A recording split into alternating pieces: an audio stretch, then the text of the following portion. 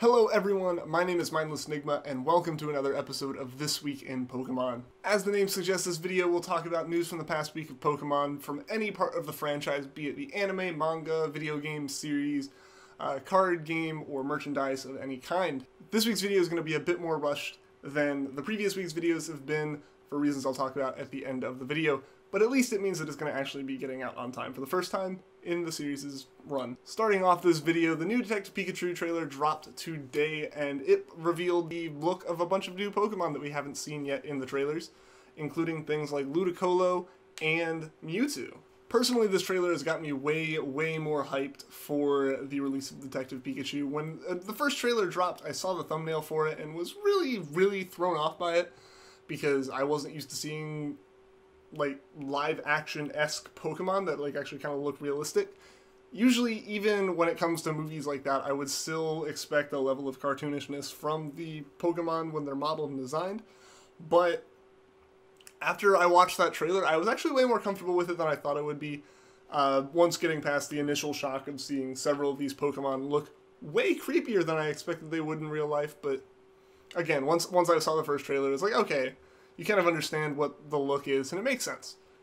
With this second trailer, my level of anticipation for the movie has gotten a bit higher. I'm ready for it to come out. I would love to see it. I'm not as hesitant on it as I was even after the first trailer, because at first it was like, I wasn't sure I was going to watch it. After the first trailer, I was probably going to watch it. I think I'm definitely going to watch it now that I've seen this latest trailer. I think Ryan Reynolds is going to do a great job as Pikachu. It seems like he has already from the trailer, and I loved him in Deadpool anyway. Despite this, I know several people still are hesitant on it. Some people I know are just kind of hesitant because, in general, Detective Pikachu is kind of weird to them. It doesn't feel like full-on Pokemon stuff, and I get that. So adding a movie that breaks the mold of usual Pokemon movies is also going to be weird. But I really think it's going to end up being a good movie. I would love to know what you guys' thoughts on it are, so leave a comment down below explaining your opinion on the new Detective Pikachu movie. And moving into some Pokemon Go news, first off, we have Smeargle being added to the game through the Snapshot mode. Players will be able to encounter Smeargle via the Snapshot mode by taking pictures of their Pokemon, and when they look back through the photos they've taken, there is a chance that Smeargle will have photobombed one of the pictures. If this happens, this means that when you exit out of the app, or not out of the app, but out of the mode, Smeargle will appear in the world and you'll be able to catch it. Personally, I love the way that they implemented Smeargle because it lets them use its move gimmick. Because Smeargle will pick up, if you did not know, the moveset of the Pokemon that you were taking a picture of, which is a really great and creative way to add Smeargle's whole gimmick into Pokemon Go, because otherwise it would have been really weird if it either just got random moves entirely, or if it was given a very specific moveset, because that wouldn't be very Smeargle-like. So I really think this is a great way to add it. I have seen some people be hesitant because they don't have access to AR mode, like it just doesn't work with their phone and it's not supported. So I'd love to see Niantic give those players a way to get Smeargle, maybe just like a small little event, one time, like a limited time thing where Smeargle just appears in the wild. But aside from that, I really think this is a cool way to add it. Really cool, really imaginative, and I would love to see some more stuff like this come out of Pokemon Go. Like, these things that feel like they have a bit of personality to them, you know? Like, it's not just like a limited time run or something. It's like a cool little gimmick for getting a special Pokemon into the game, and I think it makes it makes the wait worthwhile for Smeargle getting added so long after most of the other Johto Pokemon. And in the second bit of Pokemon Go news, we have a new event going on right now in Pokemon Go in celebration of Pokemon Day. As of yesterday afternoon, Pikachu and Eevee are now spawning with special versions that have a little flower on their head. So that's really nice. Same kind of thing that we've seen in the past with Santa hats and Witch Hat Pikachus. This time also extending to Eevee, which is really cool to see another Pokemon get that kind of treatment. As well as these special Pikachu and Eevees spawning, we also have the addition of Shiny Pidgey and Shiny Rattata being added to the game. Add to that some increased spawns for some Kanto Pokemon, as well as some special event research, and this seems like it's going to be a really fun little event, even if it is fairly short. The event is only running for a 2-day period from 1 p.m. Pacific time on the 26th to 1 p.m. Pacific time on the 28th. So if you want to get these special Pikachus and Eevee, get out there now. Today will be probably your best chance at grabbing some of them. And on to the last bit of Pokemon news, which is the reason for this video getting pushed out really quickly, making it kind of short and rushed. The Pokemon Direct is happening tomorrow morning, 6 a.m. Pacific time, 9 a.m. Eastern time.